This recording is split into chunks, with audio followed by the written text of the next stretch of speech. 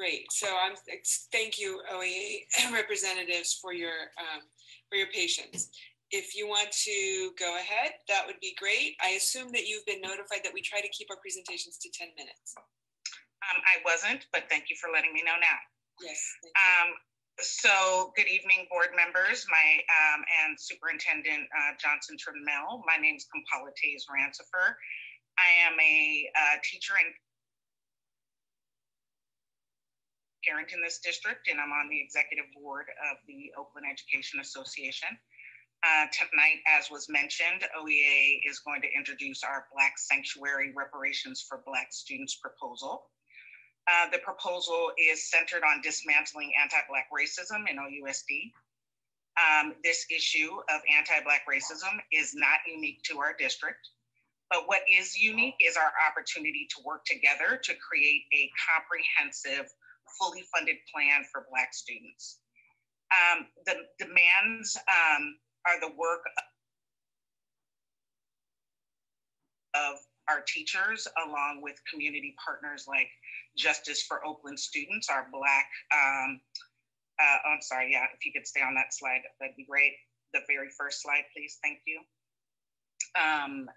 Justice for Oakland Students, our Black working group, which OEA President Keith Brown and myself are a part of. This proposal includes the work of the Black Organizing Project, which is why you may see some things that are familiar. OEA is working with our community to really lift the demands for all our students, and in this particular proposal is for Black students. And while all of our proposals are not traditional mandatory subjects of bargaining, OUSD has the legal right to negotiate with us over this entire list of demands if there is the political will to do so. There are 4 of us presenting tonight, and right now I'll pass it along to my colleague, Rosenda Thomas, a retired teacher in Oakland. Good evening. Okay. Reparations for Black students. I mean, what happens when we discuss this? It targets funding, addresses culture, climate for Black students, educators, and families. And it, of course, will improve student success. Reparations for Black students. Why is this needed? Why only Black students, and why not all students? Black people have endured over 500 years of racism in this country. The nationwide uprising against racial violence has led to a significant shift in conversations and attitudes about racial inequalities in America. The killings of Ahmaud Arbery, Breonna Taylor, George Floyd, Rashard Brooks, and others have galvanized calls and increased support for dramatic changes to legal, political, economic, and educational systems. Racism is not unique to Black people alone. Racism is rooted in its proximity to Blackness. In fact, over the past 16 years, OUSD has lost nearly 20,000 Black students as a result of anti-Black racism in the educational system, as well as targeted gentrification, causing a mass exodus of Black people from Oakland. And I know this well too well because I taught at Prescott Elementary School. Therefore, Black families, communities, and students need a targeted plan to address the efforts of centuries-long racist practices and racial violence. I'm going to jump in, Ms. Rose. Good evening. My name is Kehinde Salter. Thank you.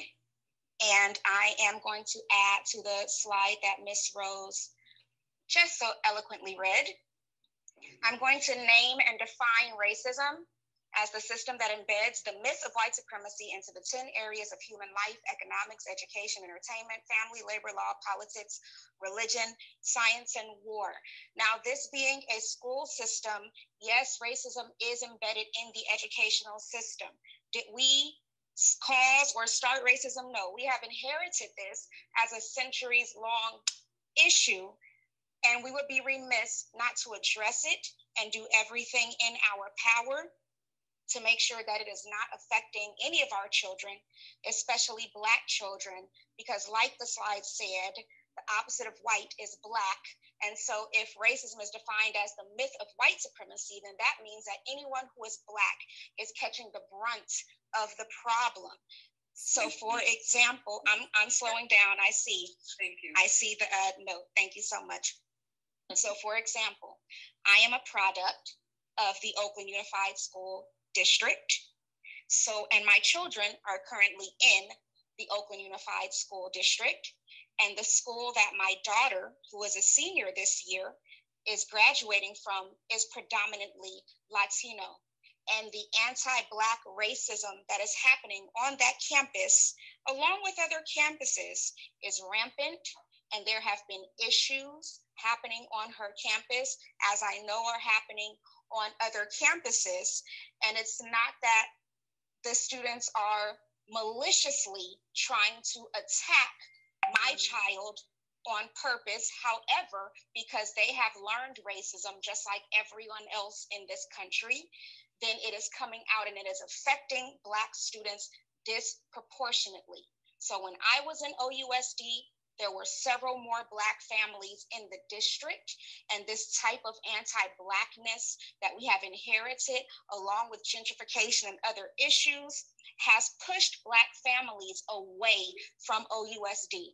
And that is why we are saying that we need to specifically target African-American families and students right now in order to retain the Black students that we have in the district, and in order to let African-American families know that, yes, the Oakland Unified School District can be a place for your child to learn and thrive in. So it's important for us to understand that this project cannot be successful without funding.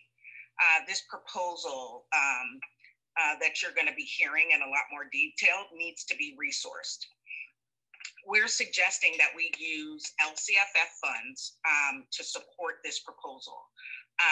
As West Contra Costa just did, Oakland can determine the number of Black students who fall into categories under LCFF, such as low income, unhoused, foster youth, and maybe even under special education, and redirect those LCFF funds to finance, in part, the Black Sanctuary District.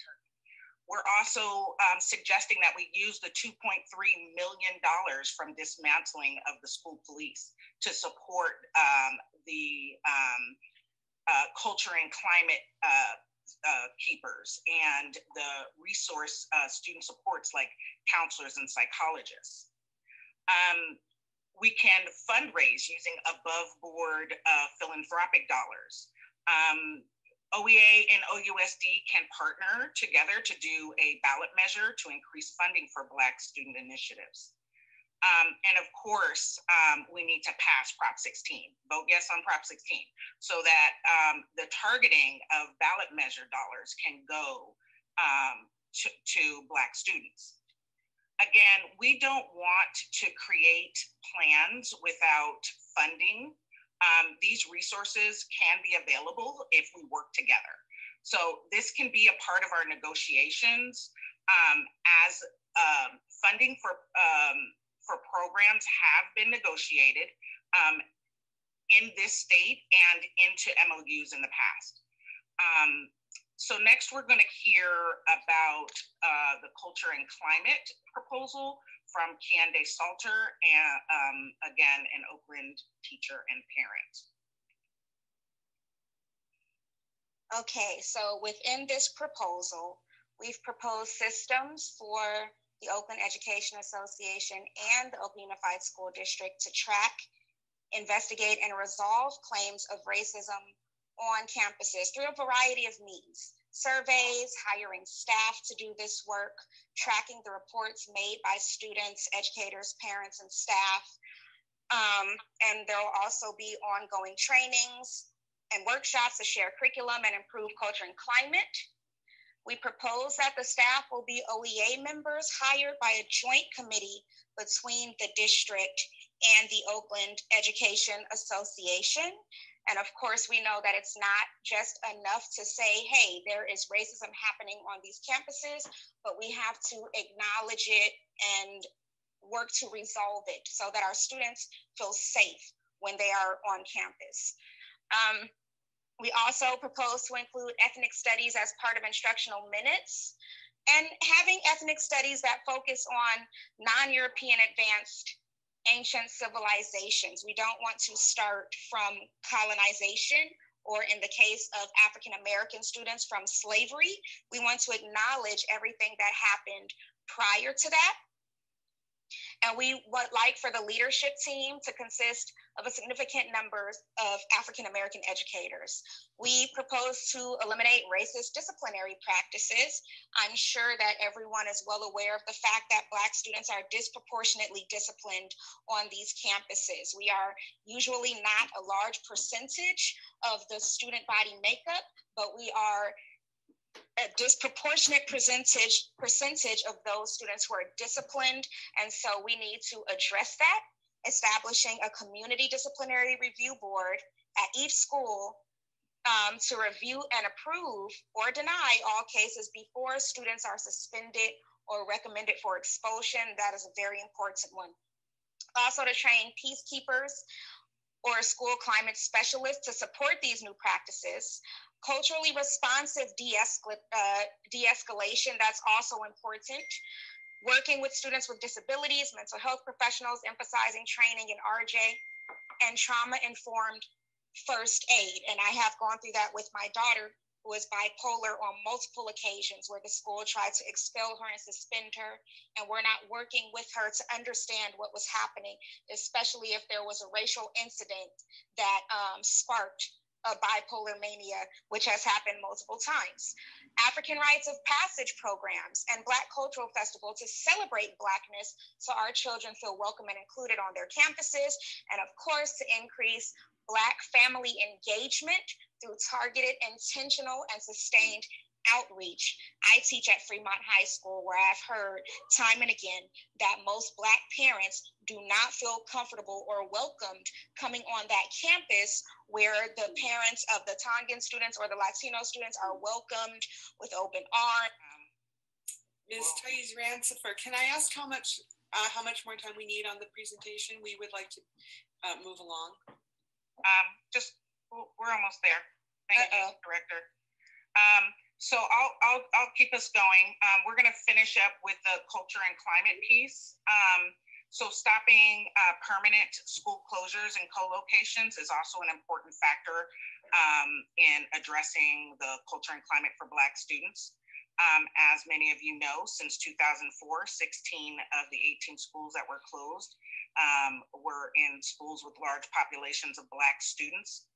These schools were then reopened, and when they did reopen, they had 62% fewer Black students in attendance. And when we think about the statistic that Kehinde said earlier, once upon a time we had nearly 20,000 Black students and enrolled in OUSD, and we have about 8,000 Black students left. Our proposal suggests that we invest in these schools instead of closing them.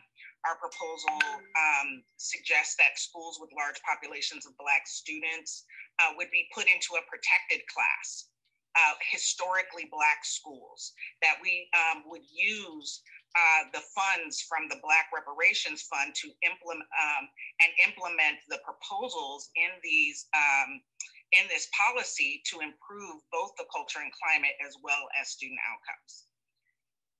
So another piece here is about the recruitment and retention as an issue for all educators in OUSD, but the recruitment and retention of Black educators is even more challenging and really a critical part of this plan. Students need educators who reflect their ethnic and cultural backgrounds. As a result, we propose paying for the credentialing program, test prep, and exams for Black educators seeking credentials. We want to improve leadership opportunities. We need more Black TSAs, more Black coaches. We want to bargain a path for tenure for CTE teachers who are disproportionately hired without protection. We propose that we track and all proposed non-reelects by race to ensure that Black educators are not disproportionately terminated. Lastly, conducting an annual evaluation of all principals and network superintendents to address the culture and climate at school sites and within district regions, with the goal of improving the climate and the culture and climate, which would ultimately improve outcomes for Black educators in the district. And as many of you already know, culture and climate impacts the success of both our students and our educators. And this is just a piece we can't ignore and need to make sure that this is a piece that we take on. Jaja is next, and he's going to really discuss some of the outcomes for Black students. Yes. In the interest of time, I'm going to just say a couple things and kind of look at the data, but we're not going all the way in. But I would just say this. As a teacher in a district now for 4 years with over 15 years of teaching experience, and because of my own personal commitments to family, and I'm in the PhD program, all of these things, I've over the last year, I've gotten involved in the OEA, and now that I'm involved in looking at this data on student achievement, it disturbed me. It upset me. I was ashamed as a teacher, and we all should be ashamed when we're looking at this data as it pertains to African American students. Here we are, got 72% of 8th graders who are not ready for high school. We have African American students reading multiple years below at 58%, 68%. And I looked at the numbers, the most recent numbers, it's even worse, it's not as, it's just as bad. And here we are supposed to be educating the future of tomorrow, and we are failing over half of American students in the district. How can we actually go to sleep at night? I was disturbed. I called my colleagues up in the middle of the night to discuss this. And I was just wondering why other people and other educators were not upset over this. Is this just an expectation? Have we become complacent with this low performance of our students? For me, and I've taught all around the world, this is unacceptable. I mean, it's unacceptable to the point that we shouldn't even be sleeping.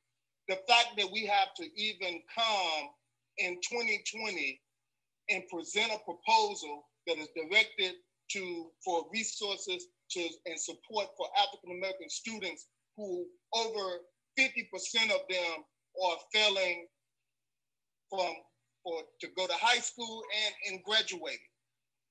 We should be ashamed. So we can look at these numbers. We can look at the discipline. In 2019 to 2020, we had 7.1% of African American students receiving out of school suspension. 618 out of 8,735 students. Latino and Latina students, 2%, 342 out of 16,692. So not only are we not educating them, we are punishing them for their behavior and sending them and expelling them and suspending them out of school.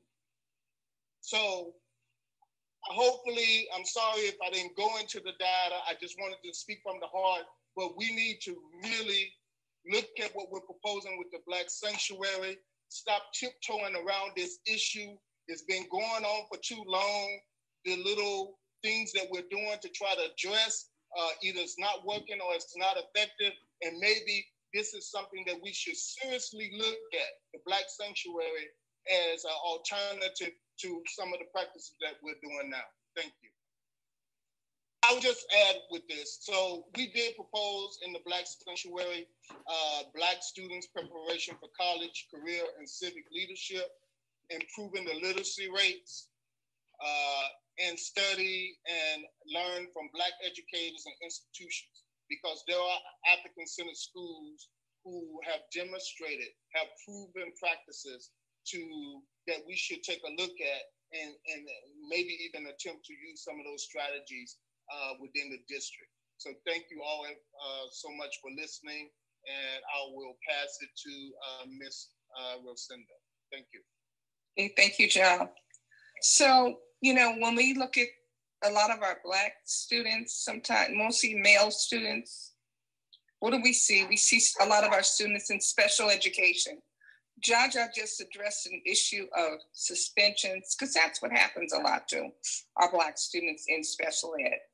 Now, I'm going to give you some ratios. So special ed ratios at schools with 30% or above for Black students, 15-to-1 ratio for RSB, 10-to-1 ratio for MMSDC, 8-to-1 for counseling enrichment SDC, and moderate severe SDC. Special education teachers who reach a high number of Black students, as well as new teachers and teachers interested in learning best practices for teaching Black students, shall have additional training opportunities. Training opportunities is very important. It's not so much if you just find someone just to do the training, but someone that is highly certified, because we have heard some complaints about that. Disproportionality of referrals to special education. So develop a social emotional learning curriculum, provide training to decrease inappropriate special education referrals, especially of Black students into special ed. Because, you know, once we get a lot of the students in special ed, they're not out. Just because they act out, it does not necessarily mean that they're a special ed student. We have to find out exactly what's going on. And a lot of those students are brilliant. We have some brilliant students. Provide training to general education teachers on responding to social emotional needs of Black students in order to decrease reliance of ineffective and reactive strategies like suspension and police intervention. Provide all Black families with advocates when holding IEP meetings and when referring Black students for special education services. And so much more. There's just so much more. So please read. Thank you. Thank you. I want to thank my co-presenters, Jaja, Kehinde, and Ms. Rose. I also want to thank all of the board members and the superintendent for taking time to hear our proposal for the Black Sanctuary, the reparations for Black students. This is a state of emergency for our Black students, but together we can do what's right for our students. We have this unique opportunity to address the entire scope of this proposal. Like I said in the beginning, not all of our proposals are traditional mandatory subjects of bargaining. OUSD has a legal right. You have a legal right to negotiate with us over the entire list of demands here if you have the political will to do so. We are asking you tonight to engage on all aspects of this proposal. We are asking you to lead the way nationally for our communities, for our families, for our educators, but most importantly, for our students. I really want to thank you so much for taking the time, and please let us know if you have any questions. Thank you.